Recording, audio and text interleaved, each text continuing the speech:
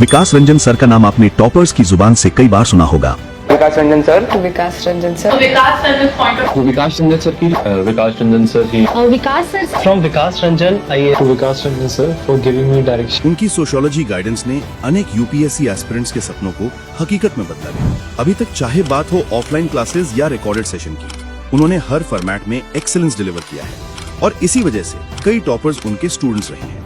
लेकिन अब वक्त है एक नए चैप्टर का। स्टूडेंट्स की लगातार डिमांड को ध्यान में रखते हुए ट्रायम्फ आईएएस पहली बार लेकर आ रहा है एक exclusive live batch, socio life online tablet course. ये बैच होगा पूरी तरह से लाइव। यहाँ मिलेगा आपको डेली रियल टाइम इंटरेक्शन और विकास सर से डायरेक्ट मेंटरशिप। चाहे आप फ्रेशर हो या एक्सपीरियंस्ड एस्पिरेंट, ये बैच आपकी प्रिपरेशन में एक नई जान डाल सकता है और एक सच्चा गेम चेंजर हो सकता है। ज्यादा जानकारी के लिए तुरंत विजिट करें ट्रायम्फ आईएएस वेबसाइट और नीचे दिए गए नंबर पर कॉल करें। Don't wait now, let's go live with socio life online tablet course.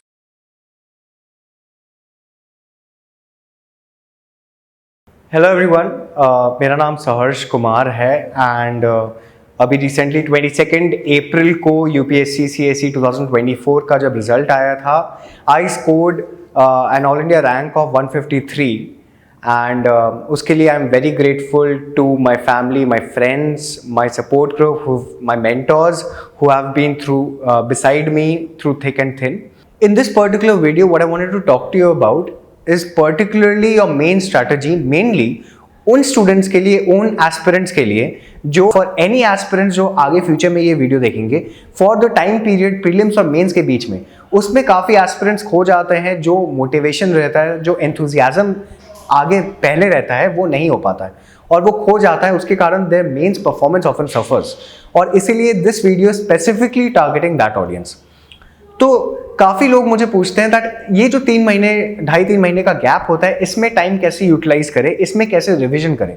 So my suggestion is कि आपने अभी रिसेंटली प्रीलिम्स दिए हैं, आपका ऑलरेडी स्टैटिक पोर्शन बार बार रिवाइज हो चुका है, तो इन दैट केस ये जो 2.5-3 महीने उसमें हो सकता है, अगर आप if you feel confident enough, आप स्किप कर सकते हैं रिवाइजिंग द स्टैटिक पार्ट। जो आप स्पेक्ट्रम या लक्ष्मीकांत वगैरह जो रिवाइज आपने ऑलरेडी किया है रिसेंटली प्रीलिम्स के लिए, उसको बार बार रिवाइज करने की ज़रूरत नहीं है until unless you are very convince कि आपको एक राउंड रिविजन चाहिए, तो बार बार फिर से रिवाइज करने की ज़रूरत नहीं है। रैदर इस टाइम आप अपने ऑप्शनल पे 6 से 8 घंटे डेली का दीजिए। उसके साथ साथ आपने जो नोट्स बनाए हैं इतने टाइम से, मेन स्पेसिफिक नोट्स जिसमें लिस्ट ऑफ कीवर्ड्स है, लिस्ट ऑफ डेटा है, डायग्राम्स है, फ्लो चार्ट्स है, उनको रिवाइज करिए क्योंकि आंसर्स में आपको वो लिखना पड़ेगा। उसके साथ साथ आप अपना टाइम स्पेंड करिए, टाइम दीजिए आंसर राइटिंग को। मॉक टेस्ट सीरीज लिखिए और मॉक टेस्ट सीरीज को बैठ के एनालाइज करिए, उसमें कंटेंट एनरिचमेंट पे फोकस करिए ओवर द टाइम और किस तरह आप अपना आंसर का स्ट्रक्चर, प्रेजेंटेशन कैसे बेनिफिट बेटर कर सकते हैं। बिकॉज मेंस के लिए आपको समझना पड़ेगा दैट आंसर राइटिंग में 2 चीजें होती हैं, एक होता है कंटेंट, एक होता है प्रेजेंटेशन। तो content is important, everybody knows that, but a lot of us fail to understand that presentation is often equally if not more important. और इसलिए प्रेजेंटेशन पे काफी बार लोग फोकस नहीं करते हैं, which often fetches a lot of marks. हो सकता है आपका कंटेंट थोड़ा वीक है, बट अच्छे प्रेजेंटेशन से ही आप मार्क्स ज्यादा फेच कर सकते हैं। तो इसीलिए प्रेजेंटेशन पे भी फोकस करना पड़ेगा और इसीलिए ये 2.5-3 महीने आपको उस चीज़ पे बहुत फोकस करना चाहिए। सो नोट्स पढ़िए, नोट मेकिंग पे ज़्यादा अब फोकस करने की ज़रूरत नहीं है। अगेन करंट अफेयर्स जैसे डेली आ रहा है वैसे आप डेली करंट अफेयर्स पढ़िए, उससे नोट्स बनाइए, उससे आपके नोट्स को एनरिच करिए। कंटेंट एनरिचमेंट जो आपके मॉक से आ रहा है उससे आप अपने नोट्स को एनरिच करिए, बट उसके साथ साथ नोट एनरिचमेंट जो आपने साल भर से किया है, नोट जो मेकिंग किया है साल भर से, उसको याद करिए। जो कंटेंट एनरिचमेंट आप डेली बेसिस पे कर रहे हैं उसको याद करिए। It is a game more of right now memorising stuff and not just memorising but then using, implementing that in your answers. And revision पे लाइक आई सेड, बार बार इन नोट्स को रिवाइज करिए। अगर आपको स्टार्टिंग 1 राउंड रिवाइज करना है तो मैक्सिमम 1 राउंड रिवाइज करिए, but rather I want most of you, I want all of you to spend most of your time focusing on revising your optionals, because optional again like I said 500 out of 1750 marks है, बहुत important है, बहुत scoring होता है, make और break होता है optional, और इसीलिए ऑप्शनल को आप लाइट नहीं ले सकते, ऑप्शनल को ड्यू टाइम दीजिए। नेक्स्ट इतना कुछ आपको याद करना है और आपके पास टाइम कम है, तो काफ़ी इंपॉर्टेंट होता है that you have a proper routine in your day, कि जो याद करने की चीज़ें हैं वो अगर सुबह को याद करेंगे, सुबह को अगर रखेंगे when your mind is fresh, तो then you can retain better. तो ये सब चीज़ें करिए।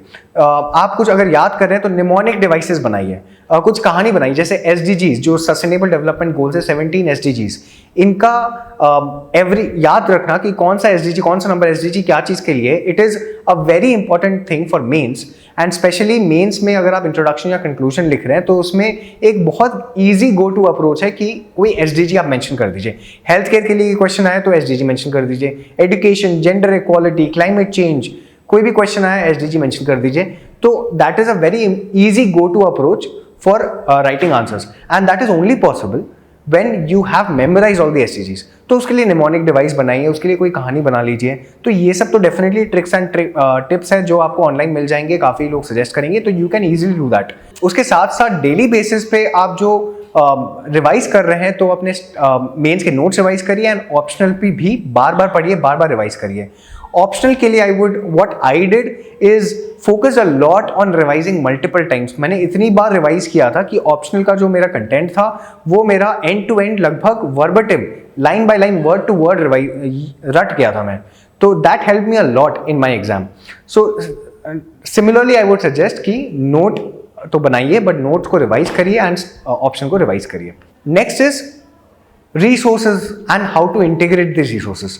So I keep on saying time and time again कि आप यूपीएससी का जब प्रेप कर रहे हैं देन यूज द 80-20 रूल, जहां पे only stick your preparation to those 20% of resources जहां से 80% ऑफ इंफॉर्मेशन, 80% ऑफ कंटेंट आपको मिल जाए। और इसीलिए वो रिसोर्सेज को आप लिमिट करिए और उन्हीं रिसोर्सेज को बार बार रिवाइज करिए। बट उसके साथ साथ मेंस का अगर आप देखेंगे, ऑल्दो GS 1, 2, 3, 4 का सिलेबस काफ़ी अलग है, बट देन कहीं ना कहीं लिंकिंग्स है। उसके साथ साथ ऑप्शनल का भी, अगर आप ऑप्शन चूज कर रहे हैं लाइक सोशियोलॉजी और political science and international relations, तो काफ़ी ऐसी चीज़ें हैं जो फॉर एग्जाम्पल पॉलिटिकल साइंस का डिफरेंट एस्पेक्ट्स आप सोसाइटी के आंसर्स में यूज कर सकते हैं, आप IR के आंसर्स में तो बिल्कुल यूज कर सकते हैं। तो इसीलिए इट इज इंपॉर्टेंट कि अक्रॉस GS पेपर्स आप लिंकिंग करें, और वो तभी हो पाएगा जब आप पेपर वाइज ना पढ़ें, आप सब्जेक्ट वाइज पढ़ें। आप तो काफी क्वेश्चन आता है कि पेपर वाइज पढ़े या सब्जेक्ट वाइज पढ़े, तो मैं सजेस्ट करूंगा कि आप सब्जेक्ट वाइज पढ़ें ना कि पेपर वाइज, क्योंकि अगर सब्जेक्ट वाइज पढ़ रहे हैं then you can link that particular subject across different papers, और ये इंटरलिंकिंग काफी इंपॉर्टेंट है। आप कोई सोसाइटी का आंसर लिख रहे हैं तो आप कार्ल मार्क्स का कम्युनिज्म वाले कॉन्सेप्ट को ऐड कर सकते हैं या सिमिलरली, तो इसलिए that becomes very important and that helps you to quickly get more points when you're writing an answer in such an environment जहाँ पे बहुत जल्दी आपको नए points लाने पड़ते हैं। But when you're giving your mocks, it is important कि आप paper wise mocks दें, but mocks का analysis भी paper wise करें। जब आप revise कर रहे हैं अपने notes को, मैं जैसे अपने notes बनाता था GS 1, 2, 3, 4 के अलग notes बनाता था, मैं use तो करता था उनको हर आंसर में across GS 1, 2, 3, 4 वो keywords को या pointers को, but then जो notes मैं रटता था काफ़ी बार मैं अलग से भी रटता था। So again it's your prerogative, it's your decision, आपको सब्जेक्ट वाइज पढ़ना है या पेपर वाइज पढ़ना है, but then it is important कि कम वॉट में you develop that capacity in yourself कि आप इंटरलिंकिंग कर पाएं, आप सेम टॉपिक, सेम पॉइंट जो आप GS 1 के लिए पढ़ रहे हैं उसको GS 2, 3, 4 में भी यूज कर पाएं। सो दैट इज इट। उसके साथ साथ आप नोट्स बना सकते हैं GS 4 के लिए, स्पेसिफिकली केस स्टडीज के लिए या एथिक्स के आंसर्स के लिए, डिफरेंट स्टोरीज या डिफरेंट एनेक्डोट्स या डिफरेंट कोट्स जो ऐसे में भी यूज होगा, या डिफरेंट सिविल सर्वेंट्स का बेस्ट प्रैक्टिसेस या ग्लोबल लेवल पे डिफरेंट बेस्ट प्रैक्टिसेस, इसको अपने नोट्स में बनाएं। कीवर्ड्स यूज करिए, जैसे डेमोग्राफिक डिविडेंड, वैसे जो कीवर्ड्स आते हैं डिफरेंट आंसर्स में हम लोग यूज करते हैं, उससे आपका आंसर्स और एनरिच होता है। काफ़ी बार मैंने टॉपर्स के कॉपीज में देखा है कि हिंदी का कोई कोट लिखते हैं और उसका इंग्लिश में ट्रांसलेशन करते हैं, तो ये सब कुछ कुछ चीज़ें आप अगर अपने आंसर्स में डालेंगे तो आंसर का जो मोनोटोनिसिटी है, जो इवैल्यूएटर है जो देख रहे हैं उनको एक ही आंसर सिमिलरली लेवल में दिख रहा है, मोनोटोनिसिटी से वो बोर हो जा रहे हैं, तो उसमें ब्रेक आएगा and the evaluator will be more interested and excited to check your answer. So, speaking of answer writing, I would suggest, like I was speaking about presentation, आपको समझना है कि जो evaluate कर रहे हैं कॉपी, उनका mindset क्या है। वो day in day out बैठ के इतने महीनों तक कॉपीज evaluate कर रहे हैं for the same answer, so it is definitely a very boring task. So the easier you make it for the evaluator, the better you can fetch more marks. और कैसे easy करेंगे? आप अपने answer के presentation पे focus करिए। Answer में introduction, body, conclusion होना चाहिए। कीवर्ड्स को हाईलाइट करिए अंडरलाइन करके, आंसर में अगर आप कोई पार्ट खोल रहे हैं तो उसमें 4 से 5 पॉइंट्स अगर आप लिख रहे हैं तो ये 4 से 5 पॉइंट्स के हेडिंग्स को लिखिए, हेडिंग्स को अंडरलाइन करिए। कुछ आप कोटेशन लिख रहे हैं तो उसको अंडरलाइन करिए, डायग्राम्स बनाइए, फ्लो चार्ट्स बनाइए, उससे आपका आंसर और ज्यादा एनरिच होगा एंड इवैल्यूएटर भी बोर नहीं होंगे, आपको ज्यादा मार्क्स मिलेगा। So that is for resources and integration. And finally regarding the mains time frame, so this is also very important question that people ask कि ये 3 महीने में टाइम को कैसे डिवाइड करें। सो आपका डिविजन ऐसा होना चाहिए कि ये 3 महीने में आपके जो नोट्स हैं उन्हें बार बार आप रिवाइज करिए। आपको अगर स्टैटिक एक बार रिवाइज करना है तो 1 हफ्ता दीजिए उसको और 1 हफ्ते में पूरा स्टैटिक रिवाइज करिए। Optional every day 6 to 8 hours. Answer writing has to be done weekly, जो मॉक टेस्ट सीरीज होता है तो वीक में संडेज को अगर आप 6 घंटे आंसर्स लिख रहे हैं या सैटरडे संडेज दोनों आप 6 घंटे आंसर्स लिख रहे हैं, उसके साथ साथ आपको वीक में एक टेस्ट तो ऑप्शन का भी देना चाहिए। सो 3 + 3 6 आवर्स ऑफ ऑप्शन का टेस्ट। तो ये आपको जो 9 to 12 आवर्स आंसर राइटिंग करना है वो डेली हर वीक करना ही है। उसके साथ साथ हर क्वेश्चन पेपर को 1 या 2 घंटे बैठ के एनालाइज करना है, कंटेंट एनरिचमेंट मॉडल आंसर से निकाल के अपने नोट्स को इंप्रूव करना है, तो ये तो आपको करना ही पड़ेगा। और द क्वेश्चन आस्क्स दैट, काफी क्वेश्चन पूछते हैं that on the week of the exam, जो अगर फ्राइडे को आपका ऐसे है तो अब मंडे टू फ्राइडे क्या करें, मंडे टू थर्सडे क्या करें। तो मंडे टू थर्सडे आप मत लिखिए आंसर्स, सिर्फ अपने नोट्स को बार बार रिवाइज करिए। इंश्योर करिए दैट वो रिकॉल जो आंसर एग्जाम में जब लिख रहे हैं तो quick recall is very important. तो क्विक रिकॉल के लिए the only solution is revision, multiple revision, तो उसको रिवाइज करिए। सिमिलरली जो 1 2 3 4 GS और ऑप्शनल के बीच में 1 हफ्ता होता है उसमें क्या करें, उसमें काफी students are very concerned about Hindi and English जो कंपल्सरी पेपर्स होते हैं लैंग्वेज वाले। तो I would suggest that Hindi English काफी बेसिक होता है, तो आप चाहें तो फ्राइडे सिर्फ हिंदी इंग्लिश को दें, बट मंडे टू थर्सडे जो 4 दिन है वो 4 दिन ऑप्शनल का सिलेबस का एक राउंड ऑफ रिवीजन तो होना ही चाहिए। So that is my suggestion to you guys.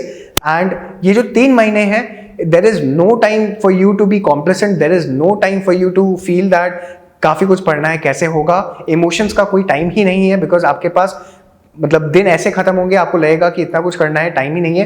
तो इसलिए it is important that again you see this video if you want to see it before your mains, but not in the time जो 3 महीने होते हैं, because is time I would suggest that instead of seeing this 15-20 minute video, I would suggest that you spend these 15-20 minutes studying and revising your notes again and again.